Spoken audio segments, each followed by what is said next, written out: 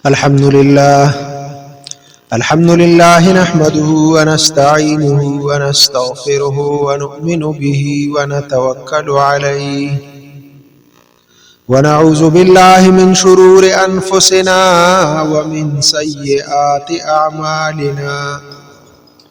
من يهده الله فلا مضل له ومن يضلله فلا هادي له، ونشهد أن لا إله إلا الله وحده لا شريك له، ونشهد أن سيدنا وسندنا وحبيبنا محمدا عبده ورسوله.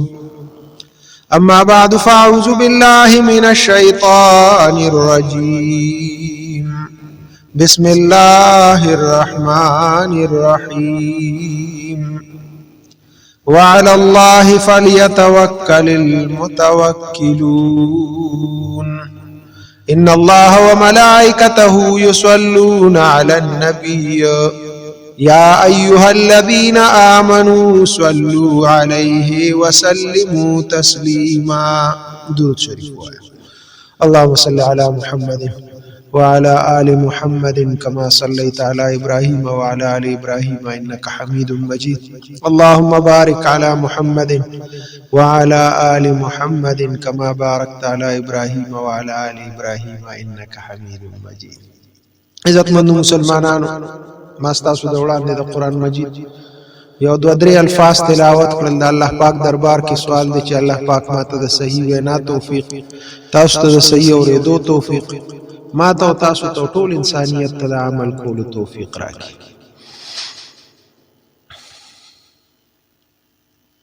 علماء لیکلي دي وی د انسان مثال د کوي دی.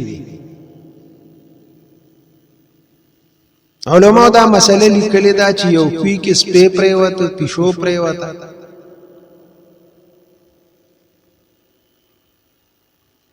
نو دا هغې نه به ټولې اوبه وباسې، نو دا کوي به بیا صفا کېږي.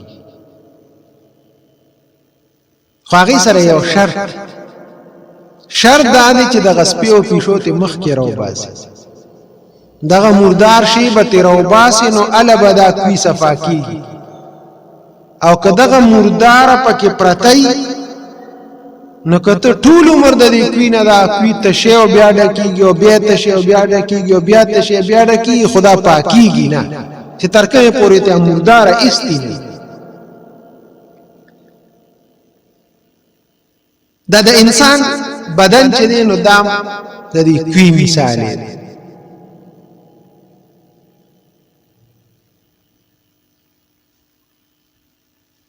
دی عمل کوي، منظم کوي، دی روجم نیسي، دی ذکر و اذکارم کوي، دی د ښېګړې او د نیکۍ کارونم کوي.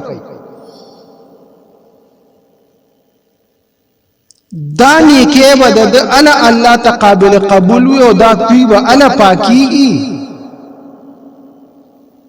چې دنه عقیده د صفا شي. کوم بوتان چې دنه پراته دي، مردار، ګندا، نجس، پلید پراته دي، غلط عقیده پراته ده چې تر کومې پورې هغه غلطه عقیده د ده نه اوتې نه وي، د ده مونځ، عبادت، دا هېڅ څیز نه قبلېږي.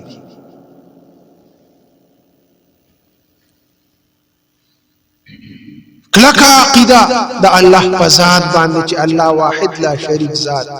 آمنت بالله وملائکته وکتبه ورسله والیوم الآخر والبعث بعد الموت. په دې ټولو څیزونو عقیده وي کلکه، بیا د عمل هغه د ذرې برابر ولې نه دی، هغه خدای پاک ته قابل قبول دی. او که دغه فاسد عقیده او دغه ګندګي پکې پرتی، بیا د حجونه، د روجې، د عبادتونه یو څیز نه قبلېږي، هسې فضول لګیا دی. نو دا روغ عقیده دا ډېر د کمال څیز دی او دا الله مونږ ته راکړی چې دا قبوله کړي.